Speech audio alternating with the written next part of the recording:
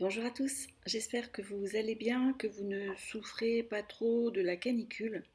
Ici c'est un petit peu compliqué, je suis dans un des départements qui est classé en vigilance rouge sur la canicule et donc on a eu une semaine assez compliquée.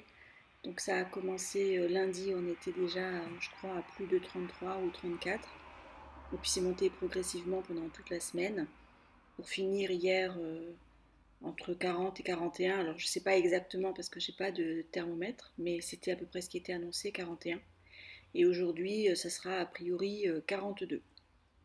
Donc là, ça commence à être un tout petit peu difficile à supporter. Et pour moi, et pour les plantes qui sont sur le balcon, je vais vous détailler ça un petit peu. Mais là, c'est compliqué. Et puis, voilà, on était déjà fatigué par une semaine difficile. Et aujourd'hui, ça va être encore plus difficile. J'espérais que demain il y ait un orage et que les températures chutent. Et puis finalement, aux dernières prévisions que je viens de regarder, il n'y a pas d'orage de demain. Donc ça ne va pas baisser aussi rapidement que je l'espérais. Et donc ça va continuer à être un petit peu compliqué. J'espère que pour vous ça va un petit peu mieux. Et donc on va faire un tour sur le potager. Donc là on est sur le balcon sud et en fait il est 6 heures du matin, hein. Parce qu'après dans la journée ça sera impossible de rester sur ce balcon puisque si on nous annonce 42, c'est 42 à l'ombre, et sur le balcon en plein soleil il fera près des 50. Donc ce que j'ai à faire je le fais vraiment le matin. Dans ce bac donc il y avait de la coriandre et ben voilà elle est montée en fleurs. Donc pour l'instant je vais laisser ça comme ça et je vais essayer de récolter des graines s'il y en a, ça me servira pour l'année prochaine. Voilà. Et donc là, un pied de tomate qui est un pied de tomate golden jubilé. Donc ce sont des tomates de mi-saison. Donc c'est pour ça que là, il n'y en a pas beaucoup. Elles sont un peu plus tardives que celles que je fais habituellement. Alors il y a quand même pas mal de fleurs. Il n'y en a qu'une qui soit vraiment formée. Mais on voit bien que les plants souffrent parce qu'il n'y a pas beaucoup de feuilles, comme vous pouvez le voir. En fait, on a l'impression que la plante essaye de limiter l'évapotranspiration. Et donc les feuilles sont vraiment toutes petites. Il n'y a pas grand-chose. Alors sur celle-là, en termes de fruits, il y en a un petit peu plus. Là, ce sont des tomates cerises qui sont un peu plus précoces que celles que je viens de vous montrer. Donc effectivement, il y a des fleurs, mais là, comme vous le voyez, mais les fleurs, celles-ci, je pense qu'elles ont séché à cause de la chaleur et qu'elles ne donneront rien. En général, les fleurs de tomates n'aiment pas des températures supérieures à 30 degrés. Donc quand vous avez des fleurs qui se développent après, ben, en fait elles sèchent. Au pied de ce plant de tomates, donc j'avais du basilic qui n'a pas l'air de souffrir de trop. Et puis j'avais quelques carottes. Bon, on va voir ce que ça va donner, mais bon, forcément ça a chaud. Dans ce bac-là, typiquement on a des plantes qui ont souffert et qui ont pris des coups de soleil. Alors c'était des plants que je n'avais pas assez endurcis parce que, si vous vous souvenez, j'avais eu une attaque d'araignée rouge. Et donc je ne sortais plus les plants sur le balcon parce que je ne voulais pas qu'il y ait des araignées rouges qui se mettent dessus et les rentrer à la maison. Donc c'est des plants que je n'avais pas sortis pour les endurcir. Et donc dès que je les ai sortis, elles ont pris des coups de soleil. Donc ce sont ces taches blanches là sur les feuilles. Bon, vous voyez qu'elles sont pas forcément, ces deux plants sont pas forcément très en forme. Alors ce sont vraiment les feuilles du début qui ont pris un coup de soleil, et celles qui se sont développées par la suite ont été habituées à la chaleur, habituées. Donc il y a plus ces problèmes de décoloration liés au soleil, mais on voit encore de nouveau que voilà, la plante ne fait pas beaucoup de feuilles. Et puis là, je pense que voilà, les 40 degrés hier sont mal passés. Et il y a la tête de ce plant de tomates qui a complètement séché. Alors en général, j'arrose une fois par jour le matin, à la fraîche, comme là à 6 heures du matin. Et puis après, je ne retourne plus sur ce balcon, parce que comme je vous l'ai dit, l'après-midi, il est en plein soleil, et donc on doit être à près de 50 degrés. Donc voilà. Là, c'est un plant de poivron. Il était un petit peu en retard, donc il n'est pas encore en fleurs. Bon, ça pourrait peut-être marcher. Là, mes capucines, eh ben, elles ont grillé complètement, donc il va falloir que je les replante, que je les ressème, pardon. Et ça, c'était des soucis. Donc ils ne sont pas en fleurs, mais ils n'ont pas l'air trop secs. Donc j'imagine que ça va aller. On va voir ce que ça va donner aussi dans les jours qui viennent. Le citronnier, je voulais le passer au nord et puis j'ai oublié de le faire. Donc pour l'instant, il est plein sud. Mais il a l'air de supporter la chaleur. Il est en train de faire plein de petits pousses nouvelles. Et puis en termes de couleur, ça a l'air d'être raisonnable, j'allais dire. Donc bon, il a l'air de supporter. Une année, on avait eu une canicule aussi comme ça et j'avais eu mon citronnier qui était mort. Il n'avait pas du tout supporté la chaleur. Celui-là a l'air d'accepter un petit peu plus, mais quand j'aurai l'occasion, il faudrait quand même que je le passe au nord. Ça, c'est un plant de piment, de poivron, pardon. Voilà, donc avec le premier poivron qui est formé. Par contre, toutes les autres fleurs ont séché, elles n'ont pas du tout supporté la canicule. Et puis, vous voyez que ce plant, il a une couleur qui n'est absolument pas normale. Il est complètement décoloré, quasiment jaune. Euh, donc, a priori, il manque d'azote.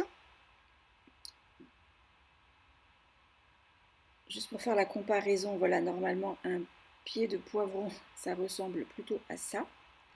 Donc, celui-ci n'a pas de problème d'azote, il a une couleur normale, c'est vert foncé. Donc, on voit bien que celui-ci, ça ne va pas. Donc là, ça fait plusieurs jours qu'il se décolore progressivement. J'ai essayé de lui apporter de l'azote, mais manifestement, ça ne suffit pas. Et donc là, on a le pied de piment d'Espelette. Donc on en voit un en dessous qui est mûr. Et lui aussi, il a des problèmes de décoloration. Il y a quelques feuilles qui sont complètement jaunes. Donc voilà le fameux piment qui est quasiment mûr. J'en ai aussi un deuxième qui est en formation. Et là, c'est pareil, toutes les autres fleurs ont séché. Donc de nouveau un bac avec des tomates. Ça va un petit peu mieux que le premier bac qui était de l'autre côté. Ça c'est du basilic cannelle qui est aussi monté en fleurs. Forcément, il fait trop chaud. Et sur ce plan-là, donc lui, c'est les tomates cerises, les mêmes que tout à l'heure, donc qui sont relativement précoces, qui avaient déjà commencé à se former avant la canicule. Donc bon, pour le moment, ça continue comme ça. Il y a quelques fleurs qui, à mon avis, vont sécher. Donc ça, c'est un plan, c'est les Golden Jubilés, pareil que de l'autre côté, et je n'en ai aucune qui soit formée. Donc là, elles sont en fleurs et malheureusement, bon, voilà, la floraison est arrivée au mauvais moment. Donc, bon, je ne sais pas trop ce que ça va donner. J'ai pas du tout de moyen de protéger ces plants pour les mettre un petit peu à l'ombre. Donc là, pour le moment, j'ai pas le choix. Je pense que j'aurai des grosses pertes de récolte. Et celui-ci, c'est un plan, c'est mon plan, le plan greffé. Ce sont des green zebra. Donc là, c'est pareil, il y avait quelques tomates qui avaient commencé à se former avant la canicule, mais il y a aussi pas mal de fleurs qui sont en cours de formation. Bon, comme pour les autres plants, hein, à voir. De toute façon, par ces températures, là cet après-midi, si on a 42 à l'ombre et 50 au soleil, je pense que toutes ces fleurs vont être perdues malheureusement. Enfin, tant que le pied survit, à la limite. Bon. Ça, c'est un plant de tomates sauvages, donc une graine de l'année dernière. À chaque fois, je disais que j'allais l'arracher, puis je ne l'ai pas arraché. Et en fait, ben, il a pas mal de tomates. Donc, je ne savais pas trop quelle variété c'était. Manifestement, ce sont des tomates cerises. Il est pour le coup, lui, très en fleurs. Il y en a partout. Et puis, elles n'ont pas l'air de sécher. Donc, c'est assez étonnant que ce plant résiste, j'allais dire, quasiment plus que les autres. Alors, bon, quand je dis qu'il résiste, il a quand même pas mal grillé, hein. Euh, donc, c'est un plant qui n'est pas du tout. Euh, j'ai pas enlevé les gourmands, il n'est pas tutoré, enfin, je le laisse faire sa vie. Il avait beaucoup de feuilles qui étaient complètement jaunes, complètement grillées, donc j'enlève au fur et à mesure. Le pot avec les carottes, donc lui aussi il a changé de couleur. Alors les carottes se développent, pour l'instant elles sont encore relativement petites, je les laisse, je voudrais récupérer après le pot pour mettre des courgettes je pense, mais bon, elles sont pas assez grosses les carottes, je les laisse. Et puis donc le coin avec les mûres et les framboises. Alors le mûrier n'a toujours pas de fleurs, mais c'est la première année que je l'ai et je ne sais pas trop quand les fleurs doivent arriver. Donc là il m'a fait une énorme pousse qu'il faudrait que je tutore. En fait je viens de me rendre compte que ces mûriers là ont tendance à partir un petit peu en hauteur, ce que je ne savais pas. Donc il faut que je leur mette un espèce de treillis parce que les branches elles vont être, j'imagine, toujours aussi hautes.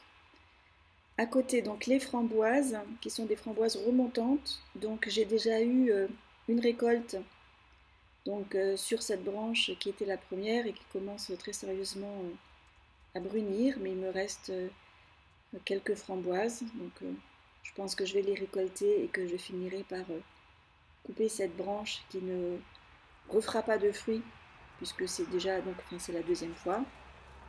Et à partir de septembre, donc, j'aurai des fruits sur normalement tous ces petites pousses là qui sont apparues au cours du printemps.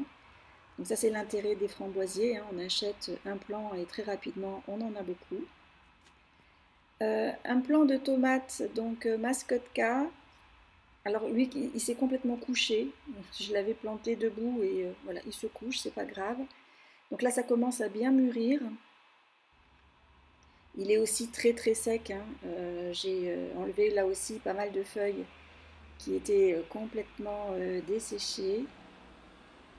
Alors je ne sais pas si c'est la chaleur, s'il y a eu du mildiou, si c'était les attaques de... J'ai eu de tout, des acariens, des pucerons, enfin, j'ai fait un traitement au lait là pour être sûre. Et donc tous les autres plants sont partis sur le balcon nord parce que effectivement avec ces températures au sud c'est pas possible. Donc j'ai rapatrié ici au nord tout ce qui était possible. Donc là vous voyez le soleil n'est toujours pas levé, enfin, il va venir par là. Alors quand je dis nord, enfin, c'est un balcon qui est orienté nord-est. Alors j'ai rapatrié donc comme je disais tout ce que je pouvais pour que les températures soient plus acceptables. Et en général, les plants que je mets maintenant sur le balcon nord se portent beaucoup mieux que ceux qui sont sur le balcon sud. Donc si je commence par les petits fruitiers, donc les deux plants de myrtille ont l'air de se porter pas trop mal, hein. Ça souffre beaucoup moins de la chaleur que de l'autre côté forcément.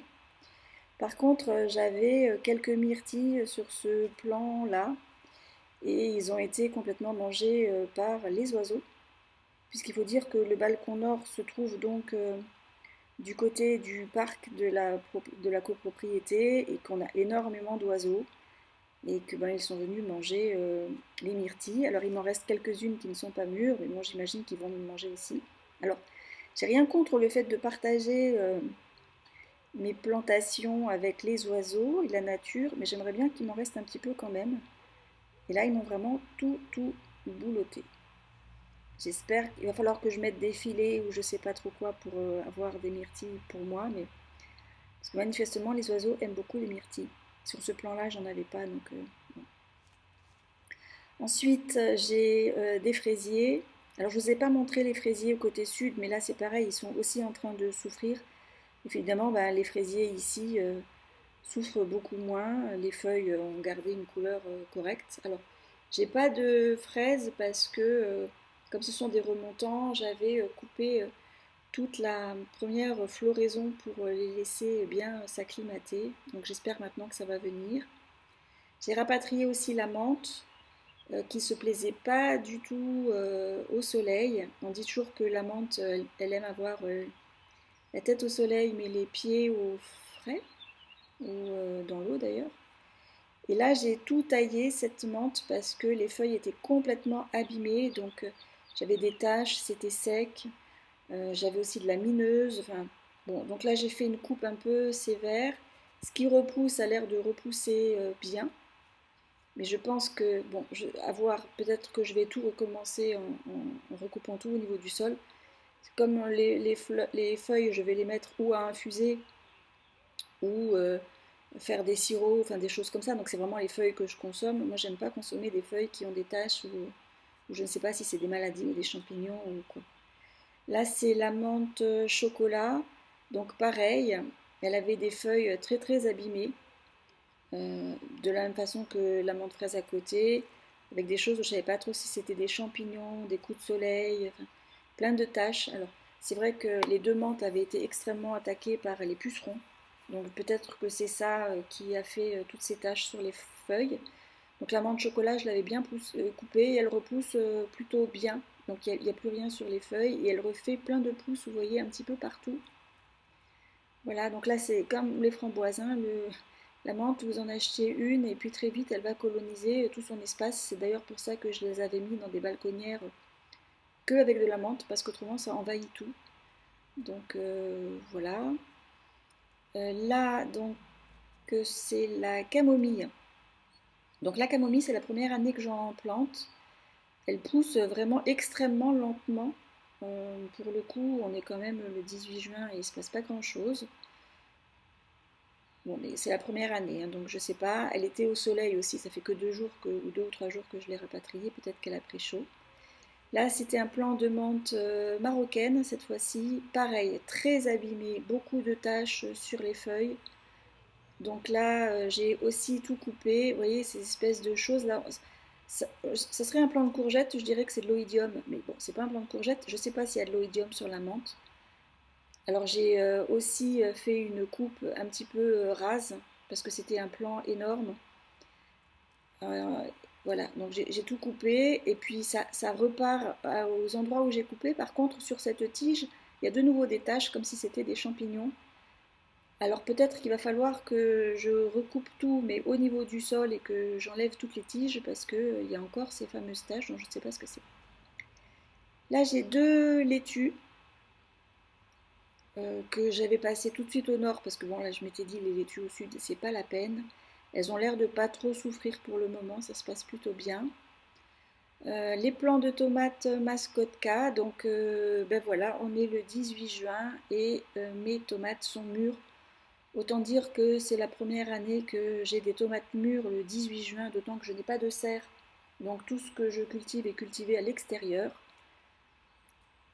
J'ai pas vérifié si c'était une variété précoce ou pas. Bon, manifestement c'est une variété précoce. Mais enfin, de là à ce que ce soit mûr un 18 juin quand même, on voit bien qu'il y a quelque chose qui ne va pas. Et là aussi, le plant a beaucoup beaucoup souffert. Les feuilles étaient complètement grillées. J'en ai beaucoup enlevé, donc ce plant a l'air complètement nu. Enfin, il reste pas grand chose en dehors des tomates, mais j'avais pas tellement le choix parce que le plant était vraiment grillé, c'est pour ça que je l'ai passé au nord. Là, il y avait quelques fleurs qui étaient venues en plus, mais les fleurs ont séché. Je pense que j'aurai pas forcément beaucoup plus que ce que j'ai là, à moins qu'elles refassent des floraisons plus tard dans la saison. Au pied, donc, j'avais mis de la ciboulette, c'est pareil, elle a jauni, elle ne pousse plus, elle est cramée. Et là, j'avais mis du basilic citron qui n'a jamais poussé non plus. Pourtant, je pense que le basilic, ça aime bien le soleil. Quand c'était au sud, ça ne devait pas déranger, mais bon, il n'a pas voulu, donc j'ai ressemé. Un autre plant de mascotka, aussi complètement grillé. Alors, j'aurais tendance à dire que c'est grillé et que c'est pas du mildiou. On n'a pas eu tant d'humidité que ça. Comme je l'ai dit tout à l'heure, dans le doute, j'ai fait un traitement au lait. Je voulais pas traiter à la bouillie bordelaise pour rien, c'est-à-dire que si jamais c'était pas du mildiou, mais je voulais pas le traiter pour rien, donc voilà. Alors les plants sont moches, mais pour autant, il y a pas mal de tomates, comme vous le voyez. Ça a l'air de résister un petit peu quand même. Et sur ce bac-là, donc le plant de fraisier, alors je ne sais pas si vous vous souvenez, c'était un fraisier que j'avais planté dès le mois de mars, ici au nord, pour voir comment ça se passait. En fait, je me rends compte qu'il était très en retard à un moment donné et qu'il a complètement rattrapé son retard. Si je le compare aux autres, ben, il est même plus grand. De l'autre côté, il y en avait trois, là. Et ça, c'est un seul pied, il est absolument énorme. Et il fait aussi pas mal de stolons. Je vais peut-être les garder. De toute façon, il va falloir qu'à un moment donné, je les garde pour multiplier ma fraiseraie. Donc il fait des stolons un petit peu partout. Et là, il y en a un, voilà, c'est un peu le principe. Donc la tige part, et puis ça va se... Alors il n'y a pas encore de racines, mais Si je le laisse là comme ça 2-3 jours en arrosant bien, il va faire des racines et un plant va se développer comme ça tout seul. C'est un peu le principe de la multiplication des fraisiers. Ensuite, le plant de tomates. Donc pour les personnes qui se poseraient la question de savoir est-ce qu'on peut cultiver des tomates en plein nord, oui, clairement, il va mieux que tous les plants qui sont au sud. Donc c'est un plant que j'avais sélectionné exprès, hein. Ce sont des Bloody Butcher qui sont des plants, c'est ce que je dis normalement, de Hollande. Il a énormément de tomates. Alors ce ne sont pas des tomates cerises, hein. Ce sont des tomates entre la cocktail et la tomate de calibre moyen. Et il est absolument plein de tomates. Il y en a absolument partout.